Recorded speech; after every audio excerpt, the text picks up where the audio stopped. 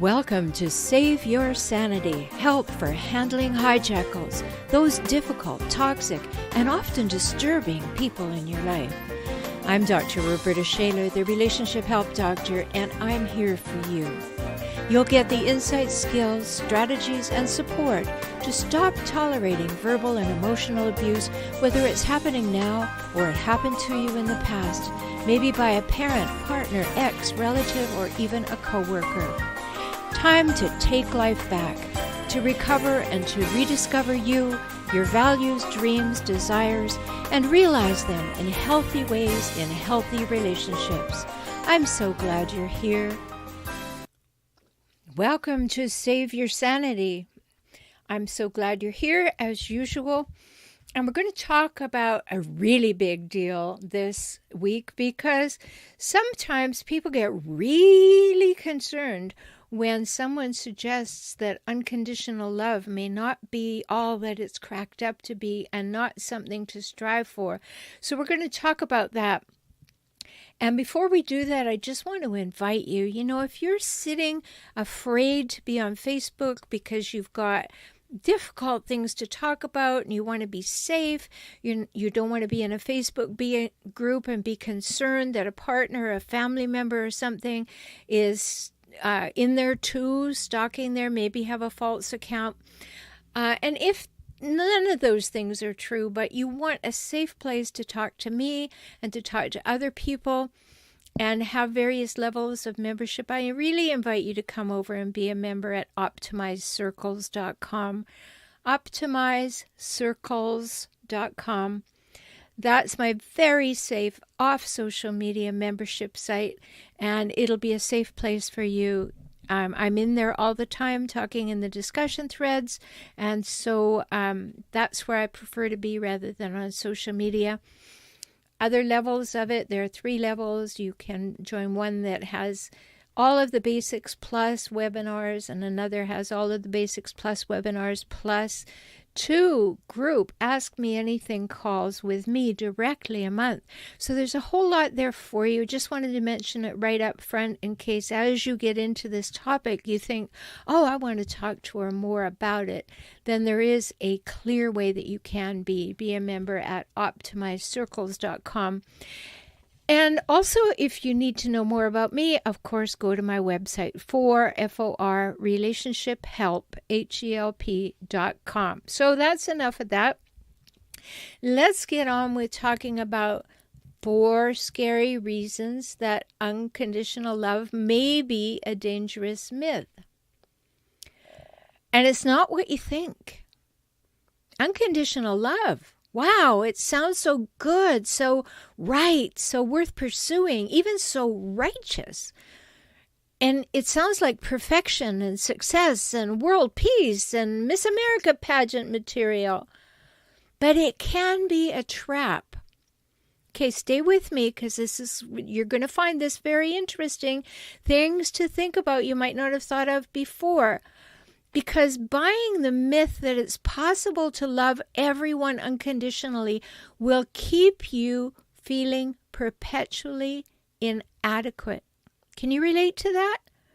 If you think you should, you must, a good person would love every single person unconditionally, you will perpetually feel inadequate. So can you actually, in real life, within the human condition, can you actually imagine being able to accept another adult without him or her having to meet any conditions? Or to love them completely, no matter how they behave? I wonder, can you really? Is it wise? Maybe you can from a distance. Sometimes a really big distance. But that's not usually the way people interpret unconditional love. So think about it. By all means, give unconditional love to babies and young children. But beyond that, what about standards and values and morals and justice and legality and boundaries? Are you ready to let them go? Because unconditional love dismisses them. So here are 4 very important reasons why unconditional love may not be a healthy model for grown-up adult relationships. I know, heresy to some, but I want you to think about this, because you really need to think about these things if you're in a relationship with a hijackal, one of those relentlessly difficult people I talk about. So here are these 4 important reasons why unconditional love is not as healthy as you might think for grown-up relationships. 1, unconditional love can be a toxic myth because it insinuates that non-acceptance is a bad thing, that boundaries and issues and feelings, even conflict, is bad because we should accept everything. In fact, more than accept everything, unconditional love demands that we blindly love the person and the behaviors. What enabling nonsense, in my opinion. Yes, I absolutely believe in love. Yes, I absolutely believe that everyone deserves love. And I believe that some people are toxic to have in your life. They may deserve love because they draw breath and take up space, but you don't have to be in relationship with them. And there's nothing wrong with loving them from a distance. In fact, it's the safest and best place to do it in most cases. So we don't want to get into some myth that is sort of telling us that we need to enable people to behave badly.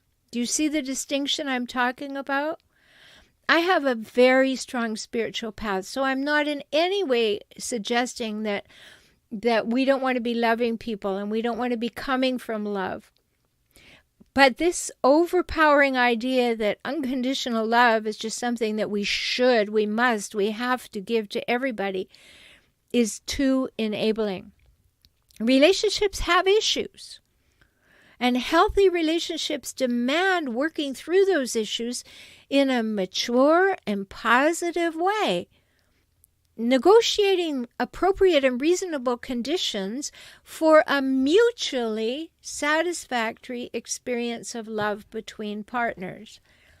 A mutually satisfactory experience of love between partners.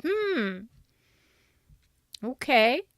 You see how that fights with the idea of unconditional love? That you just love them no matter what they do or what they say or who they are or how they behave?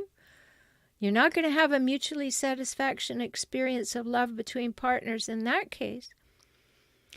So you establish some known conditions and negotiate new agreements to create safety and trust.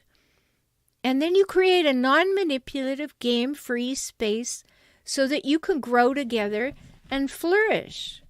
That's what a mature adult relationship does. So it's very important for us to see that unconditional love can be a toxic myth. We got to think it through really deeply. And that's what I'm here to help you do today. I'm not denying it. I'm just saying let's think it through. So the second way, unconditional love can be like a get-out-of-jail card free to people. If someone loved you unconditionally, you would be free to treat them any old way you want. You could lie, you could cheat, you could manipulate, exploit, abuse, and you'd never be called on it. So you would love it if someone loved you unconditionally. And if you happen to be a hijackal and you want to use the power of this person's spirituality over them, every time that they would say that something doesn't please them, the hijackal would say, well, you're not very unconditionally loving, are you? Don't you live the principles that you espouse? And then they'd go on and behave like hijackals do. What would they do? Lie, cheat, exploit, seduce, manipulate, betray, deceive. And they never expect to be called on it. In fact, they'd turn it and twist it on you because you're the person who says you're supposed to be unconditionally loving.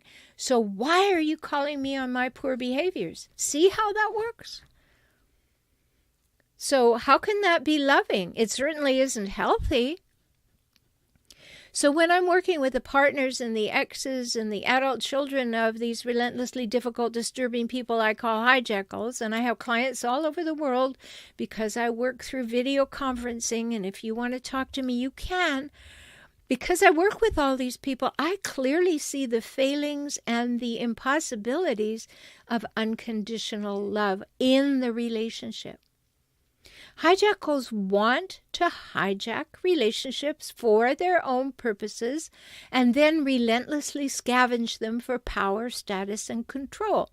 So if you believe in unconditional love, they want emotional, verbal, and physical advantages because they want to win no matter the cost, right?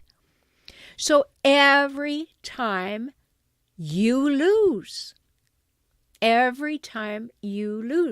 because in that whole equation where they're holding you to the standard of unconditional love, the hijackal, if you were to give them unconditional love, is having a get out of jail free card. Do you see that? Not going to work. So you lose every time, and it will be a relationship made precisely for a horrible result. So what's the third way that it might be a scary myth? The term, this will be news to you, probably, because it was to me when I first understood it. The term unconditional love has a surprising and out-of-context origin. Wikipedia says, just in case you thought that the term came from some spiritual tradition, it didn't. You got that? It didn't come from a spiritual tradition. Erich Fromm, who was a psychologist, he introduced the idea in 1934, and he wrote about it in his book, The Art of Loving, in 1956. Now listen up, because this is where it came from. He suggested several kinds of love, the first being a mother's unconditional love for her infant. She has no expectations for the baby to live up to. She simply loves it because it breathes. And in that same book, though, he states that a father's love has to be different. It has to be, believe it or not, somehow deserved. Fromm says that the father sets the standard a child must meet if he or she wants love.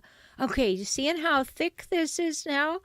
How where it came from does not mean the same thing, and how it has been broadened and used against you? So that's the original place that you find the term unconditional love. Do you see why you have to question the idea now? Because in Fromm's work, unconditional love was for infants. And yes, by all means, let's have more of that. Let us love babies. Let us love and validate and protect and care for young babies and children.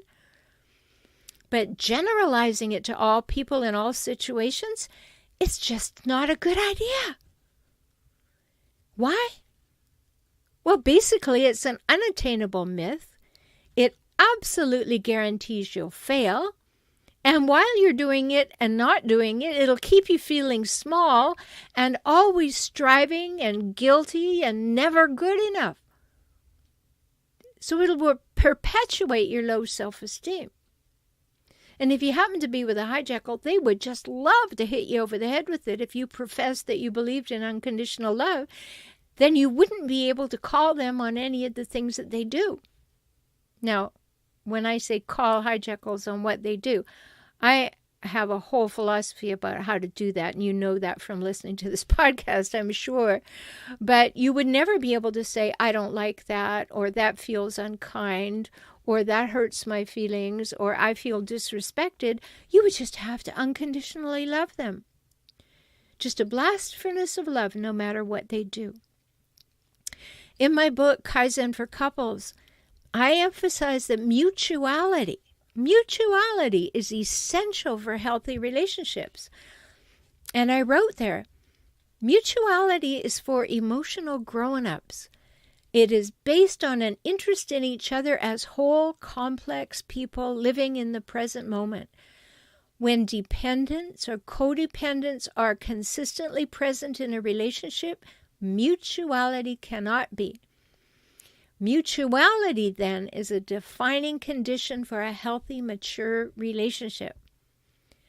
Healthy relationships, in my opinion, cannot be unconditional, because that would call for either continuing masochism or endless self-sacrifice. Did you hear that?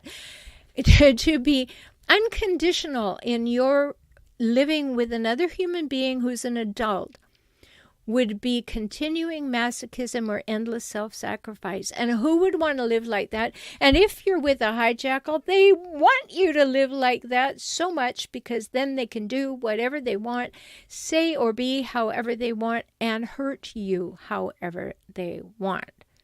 Not good. Okay, have I got you thinking? I hope so, because this may be all new to you. You may have resistance to it because you've been told so many times that a good person behaves in unconditionally loving ways. It's not true unless you're applying it to yourself, and even then, you don't want to be a nasty person, so you don't have unconditional regard for when you behave badly either.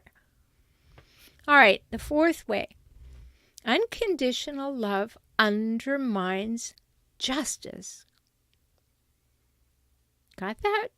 Unconditional love undermines justice.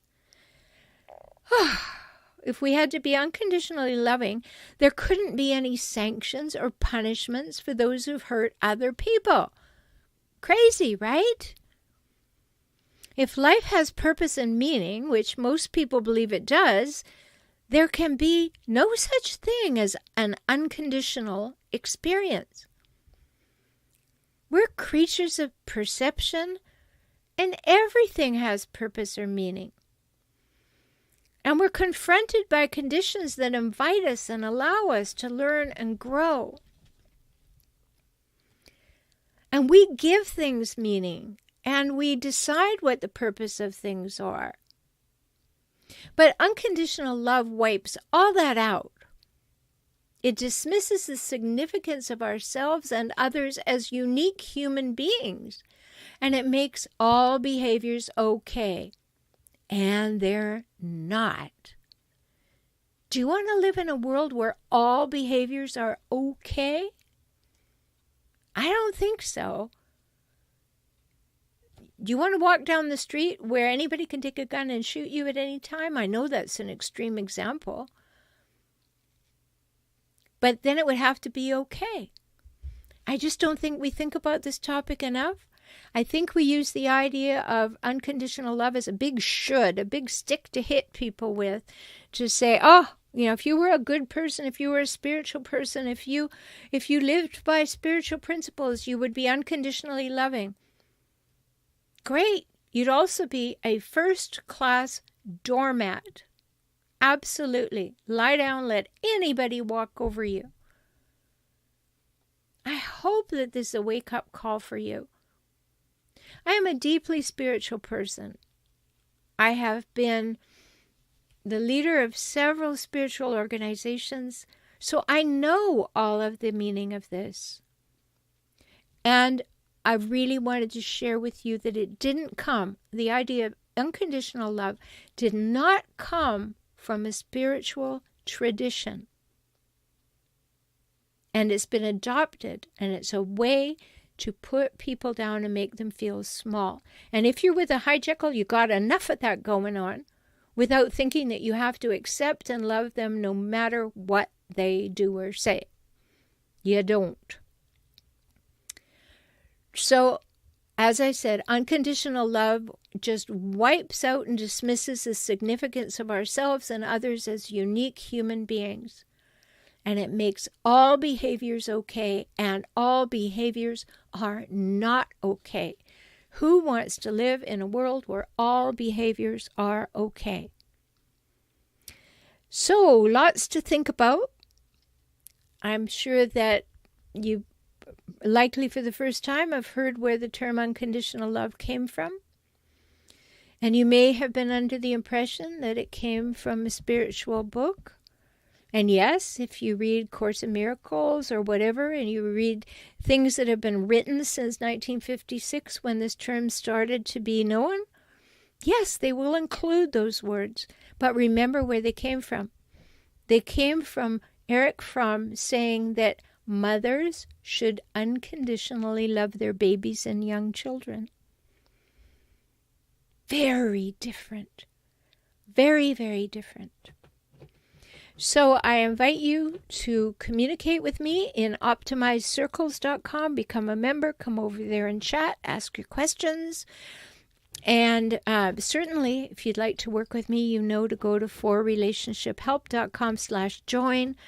I have that wonderful offer of a first hour with me, full hour session for only $97. So we can get some work done and see what kind of a fit we are to continue working and get you the results you want in life.